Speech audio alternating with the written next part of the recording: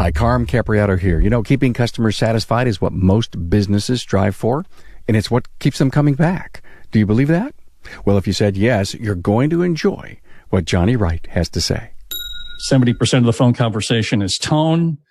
It's how we convey where we're at, how we feel. Words, pace, onboarding. Are you throwing open the doors of the business and welcoming me in?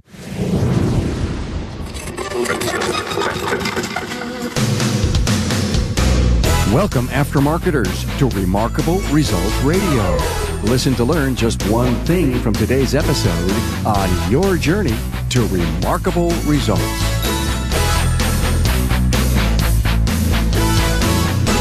Hey friends, Carm Capriato, the Automotive Aftermarket Podcast guy here. You know, Remarkable Results Radio is so proud to partner with Napa Auto Care in the upcoming 2020 Napa Expo. Are you going? Have you booked?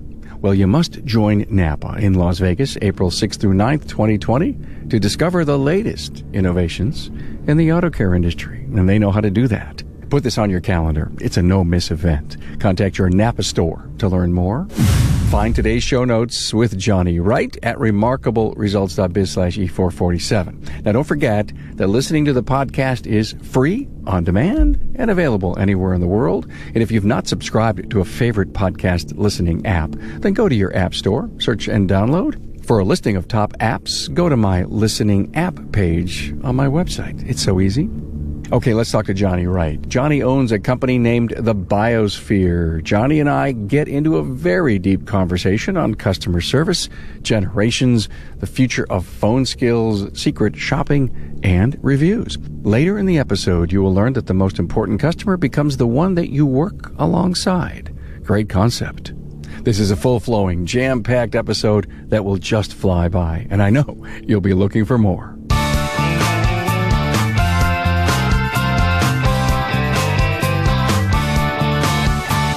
Hey, a warm welcome to Jonnie Wright, CEO of the Buyosphere. Hey, Jonnie.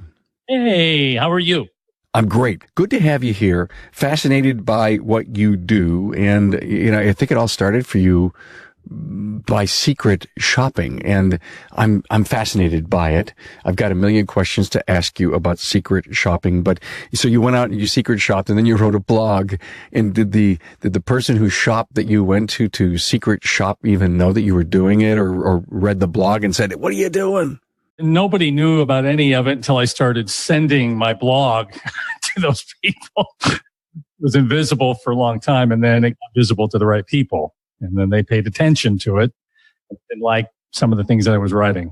What got you started to want to secret shop people?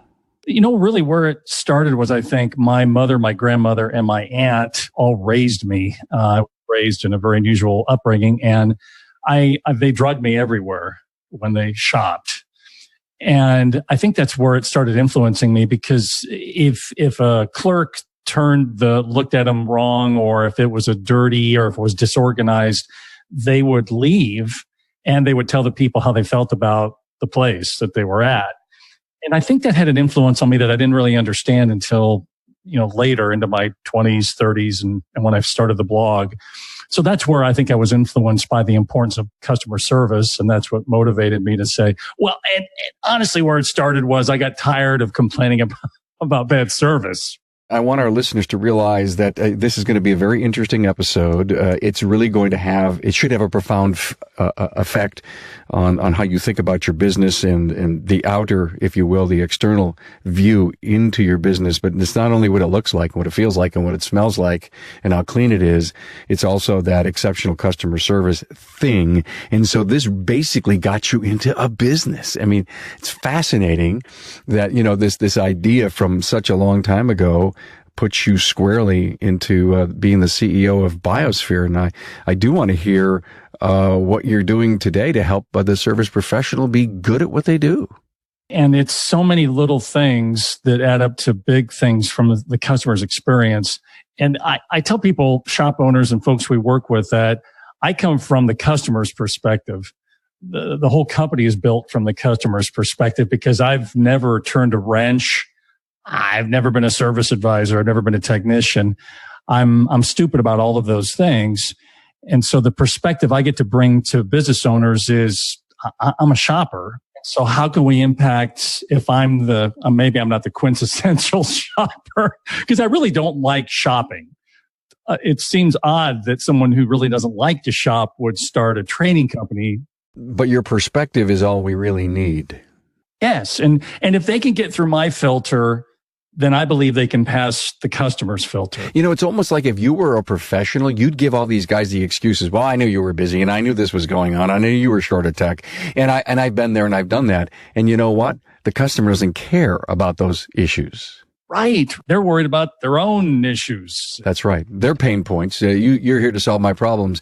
Yeah. And it's amazing how the work that we end up doing under the pressure that sometimes we're under, and we still do it at 110%. It's unreal. And that's the part that's been the most enlightening to me in the automotive repair world, is the incredible pressures that people are under to produce at a high level, to get the work out in a timely fashion, to keep people safe. And the more we drill down, the more that's the part that's been the real eye opener for me, as we've been working with auto repair shops. Help me understand something. Secret shopping, are you talking about going in and feeling and getting an oil change? Or are you talking about the telephone?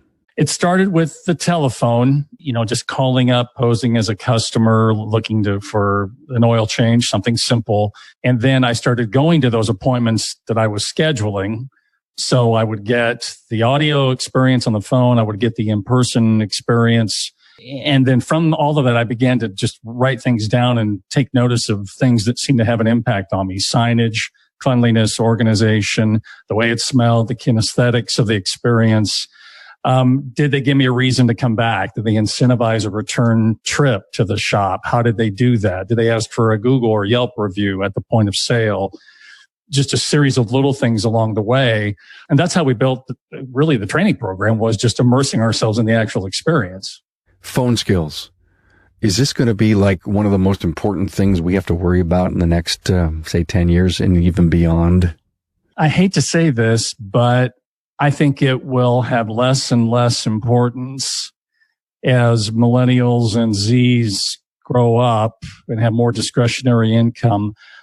I think that there's an ambivalence that comes from, it's easy to compartmentalize people, Gen Z, Gen Y, all of that, and say this demographic behaves this way because of social media, cell phones. But I do think that apps and convenience and really not having to deal with people is going to become the ultimate customer service for that group of people. Why would you make a phone call when you could text? So why would you make a phone call when you can schedule an appointment online on your phone based on the impression you have from their mobile site or their Yelp reviews? And so what you're saying is the future never gives you a chance to verbalize or to give, come see what my place looks like. Think of the real estate industry and the impact of Zillow or Trilla or whatever. They take away the agent. They're taking the real estate agent out of that, just making it convenient, turnkey, and it's about thousands of options for the buyer. And I think that's where it all goes. I think people like me who do this kind of training will be a dying breed. I think it'll all be technology, and that there'll still be a role for training on the back end in terms of communication within the shops, management, leadership, accountability. But I think the front end part of it will diminish in importance. We're going to spend money on funnel algorithms, I bet. So here it is. There's a sales funnel that I want someone to go through, even if they visit my site, okay? And I want to continue to get them to drill down to make the appointment, even if they don't want to call me and let me convince them and do that. And at the same time, that algorithm has to stop and think about what their behaviors are like and continue to drill down so that you can get to the ultimate prize, yes? Absolutely. The math, the numbers, the drilling down, and what's ultimately important to that particular consumer, and micro marketing, right? To the specific taste and needs and demographic becomes even more important. Some people will still be turned on by great phone skills. Even people who are Gen Ys and Zs, some people will be connected to that and will want that. So you'll have to provide it, but that's where voice recognition software and automation and having a conversation with software and not knowing it will then play a role. You'll still take the human being out of that progression, I think. So interesting. So we're worried about converting people without pricing, and there may be a pricing. We may have the pricing model in there. What does it cost to do this, and then flow them into having. Can you imagine somebody walking in for the first time, never talked to them, never met them before, and says, "Hi, I set an appointment. Here's my vehicle." And the challenge, I think, will be on the counter is that extremely important first impression. Right. That customer is looking at the person behind the counter. Are you friend or foe? Their human survival instinct kicks in, and we don't think in those terms, but it's happening, by the millisecond. How do they smell? What do they look like? Are they threatening? Are they happy? Are they smiling? Is there chocolate to make me feel good at the counter? The ultimate feel good drug. And you're processing that very quickly. And you're right. It's a total stranger. And you're trying to figure out if this person means you harm or wants to take care of you. The impression that someone gets from the website needs to be the same impression they get when they walk in, and how they're treated and how they're taken care of. And there's no doubt that the pressure on the service professional to convert that customer from one and done to a one and many in their experience is going to be, maybe the phone skills may not be there, but there needs to be other skills to step to the plate here. Now, are you teaching those kinds of skills? Sure. The things on the back end, handwritten thank you notes, follow-up calls for declined services. What does that word track look like? The 8 touches, we have to, one visit. Do you make any money off the first visit? Probably not. Are you making profits on the second and third visit? How many visits does it take to create loyalty? Maybe that's not even a number that's legit. Longtime customers have been coming in for years, suddenly stop coming in. They go somewhere. Where do they go? They go to the place where it happened to be convenient that one day, or the new place, because it's the shiny new place. And all of a sudden that loyalty's gone, and all that investment you made in that customer they're done. They've moved on. What are you learning from all of the stuff that you're doing that has everything to do with tomorrow? I want us to really be talking about what our service professional has to think about, not only from today, but into the future. What are you learning? I think the most important thing we're learning in terms of the future is that probably the most important customer becomes the one that you work alongside. Interesting. Explain that. We say there's 3 kinds of customers. There's the external, which is the traditional that we're talking about right now. Comes through the door, calls us whatever. There's the internal customer, which is the one that we work alongside. It's our coworkers. We treat your employees like your best customer, right? It's a cliche, and we think it's really true. And then there's a customer inside our heads, which is us. So there's really 3 people we serve often simultaneously. And I think the importance of the future is, how do we work inside the business? How do we collaborate? How do we communicate? That will have a great impact on our happiness and fulfillment. And that will have a tremendous impact on our efficiency and everything else that drives everything that has to do with success in the shop. So it's the inside customer that actually I think ends up being the most important one that we serve. And not that the external customer isn't important, but you got to be able to get along with the people you have to work with 9 hours a day and communicate at a high level with them, or else you'll be miserable. Jonnie, you just said happiness. Can you train happy? I think that you train skills around people who are inherently wired maybe to be happy. I mean, there's all sorts of assessments that kind of figure out our internal wiring, but I don't think you can train people to be happy. You're in that place or you're not. I mean, you're a happy guy. I could take Carm, I could immerse him in boiling water, and you could still do your show. You'd be in some pain, but you could still pull off because the show must go on.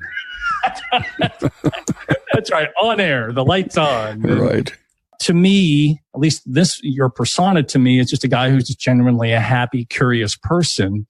And I think you'd be that person regardless of the environment that I would put you in. You'd have to support it and stoke the things that are important to you and feed that part of you.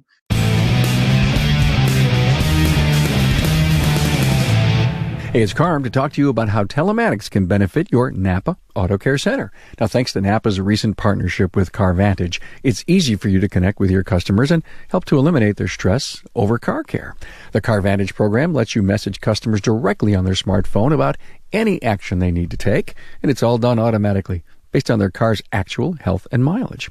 It works like this. You provide customers with a Vantage sensor that plugs into their vehicle and then connects via Bluetooth to their mobile phone.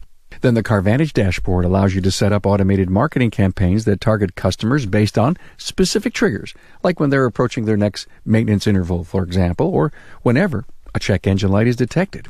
Customers, well, they'll receive a mobile push notification and or email when they meet the criteria you specify.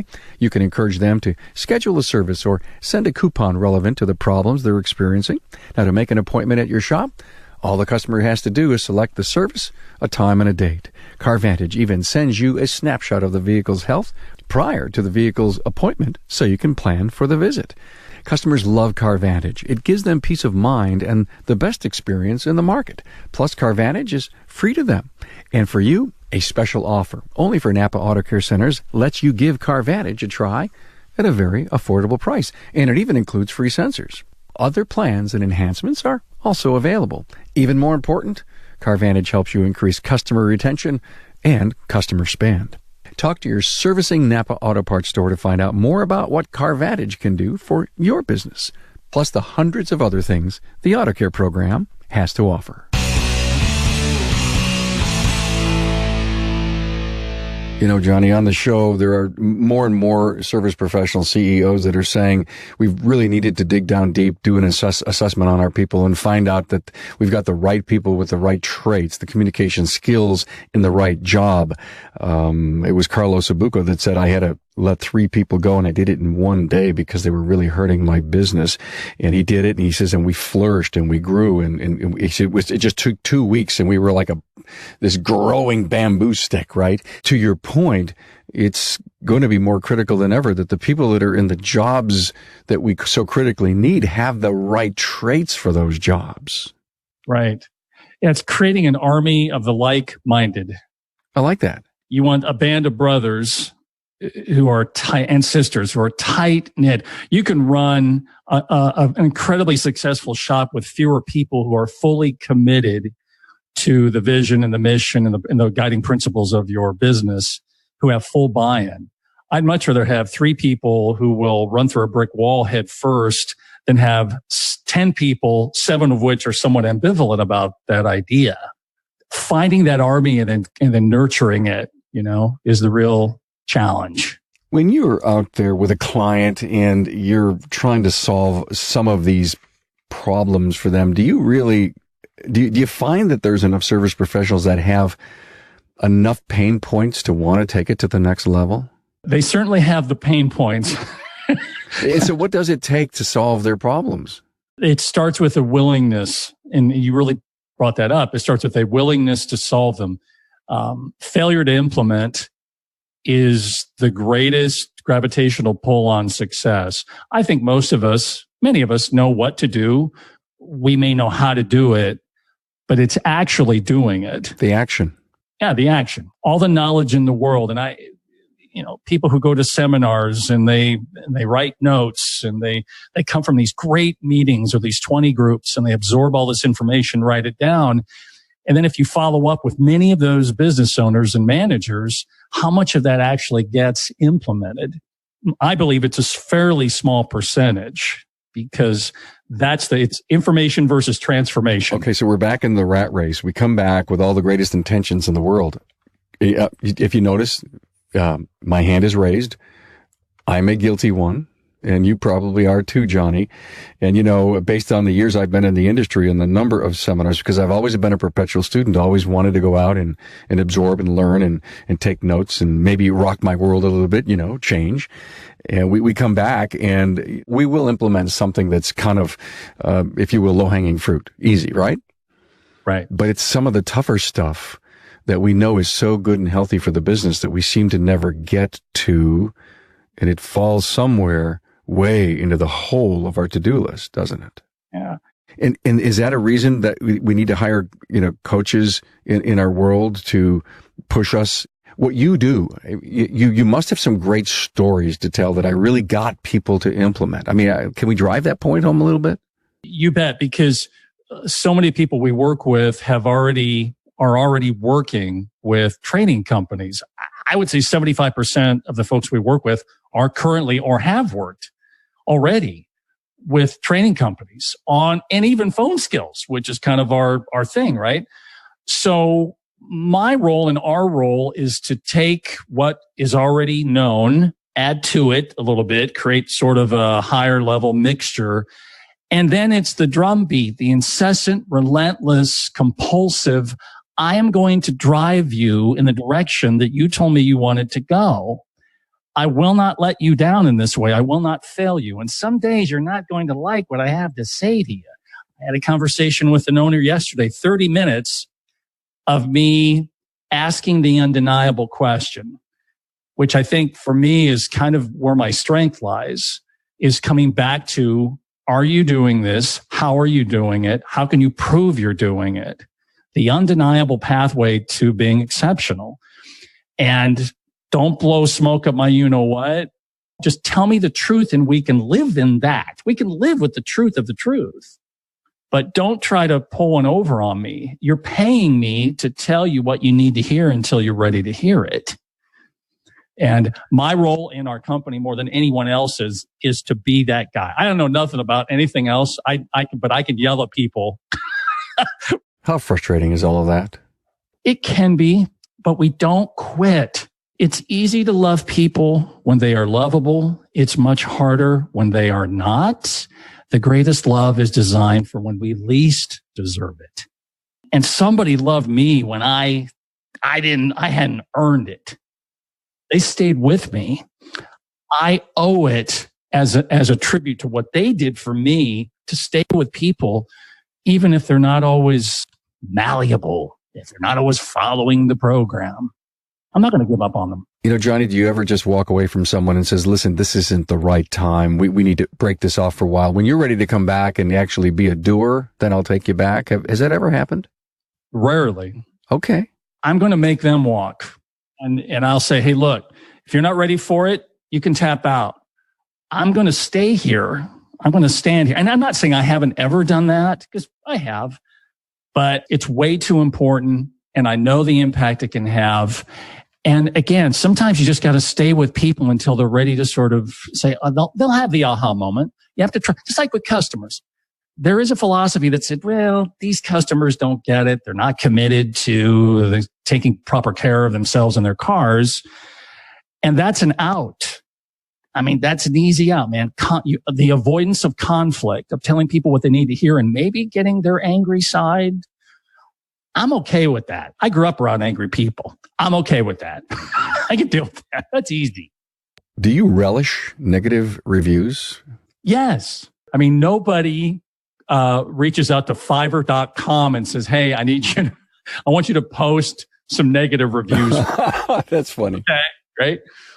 You know that a negative review, now could it come from a competitor, somebody with an axe to grind? Yes, it can.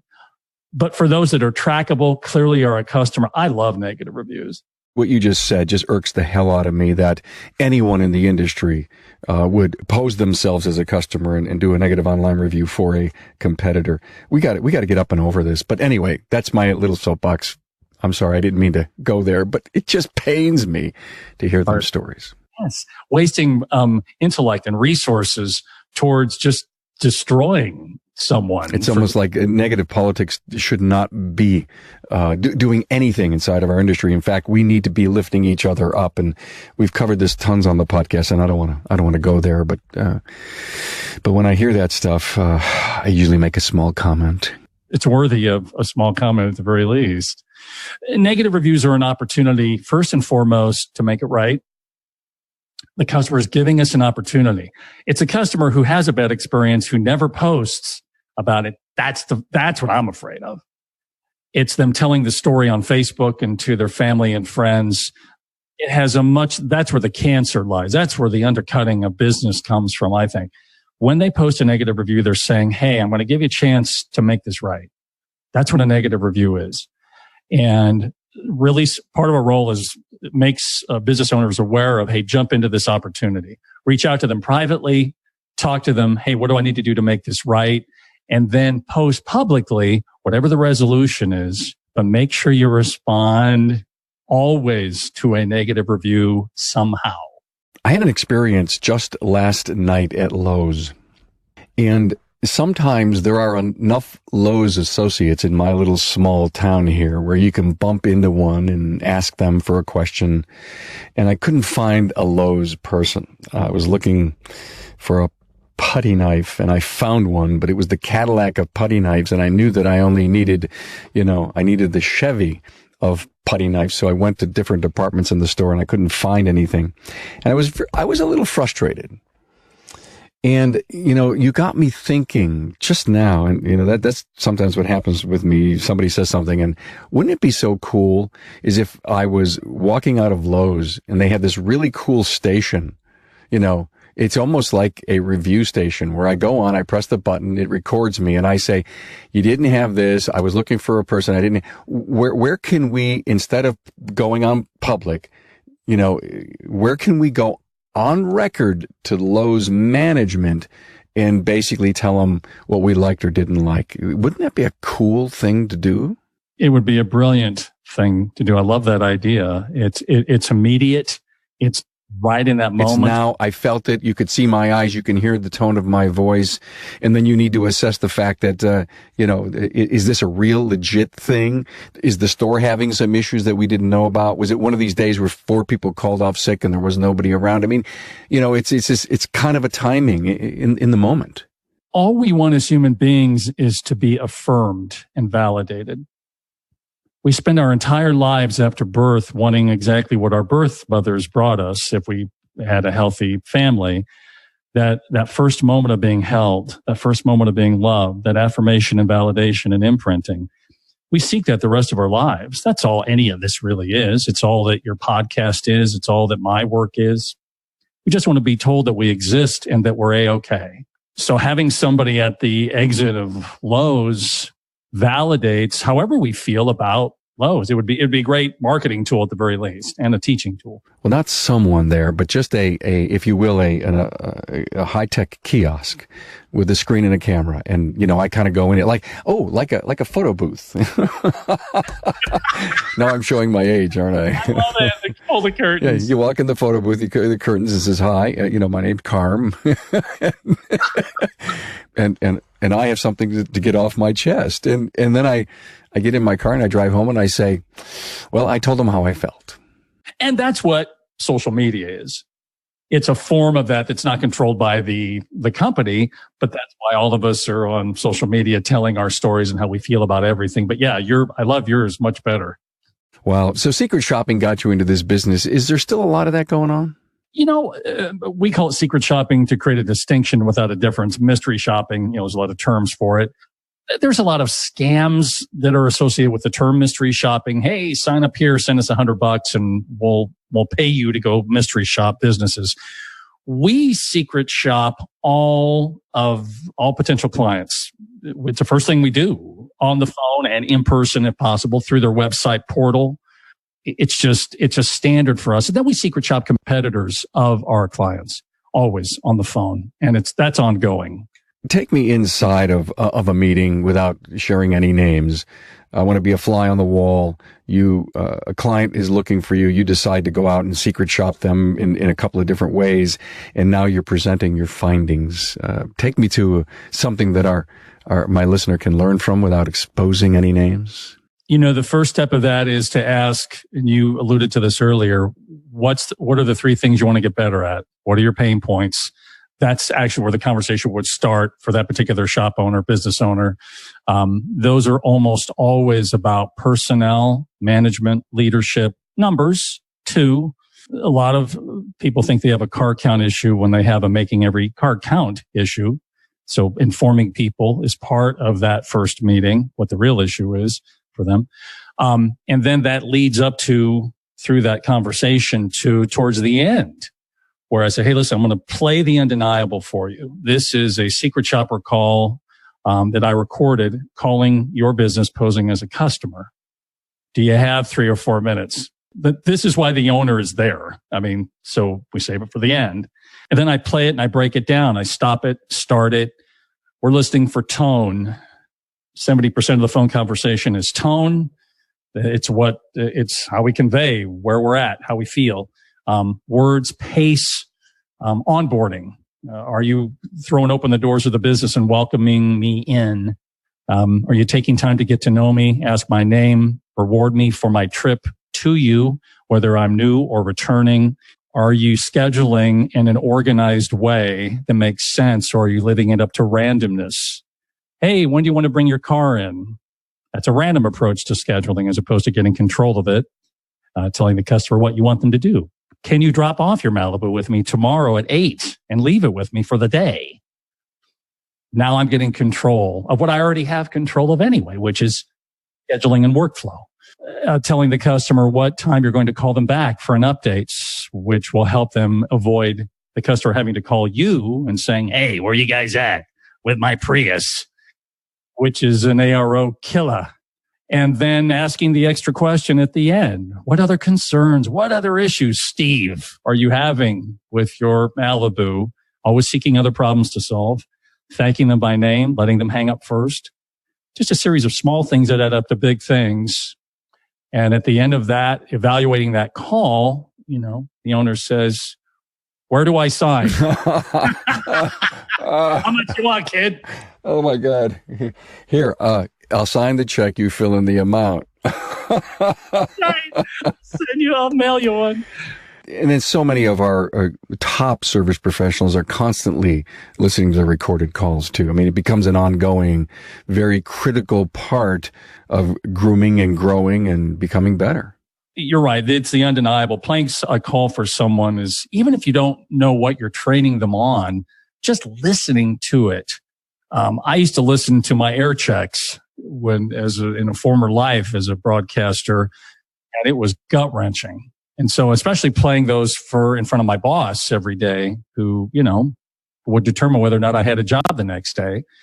You learn over time to be really humble in what really matters. So, yeah, phone calls are the undeniable. They're great, powerful training tools. So what's next for you? Higher level of leadership training. It's kind of like the Raiders of the Lost Ark.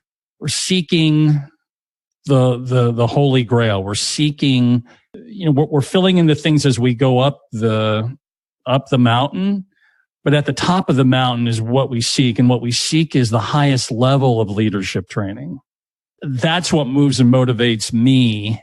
And my beautiful wife, Lori, who was a former teacher, is extremely well read, reads everything about leadership training. I don't read much. She just tells me what she's read in the synopsis of it. And then we matriculate that into training. But I want to train people on what is their why? What do they want?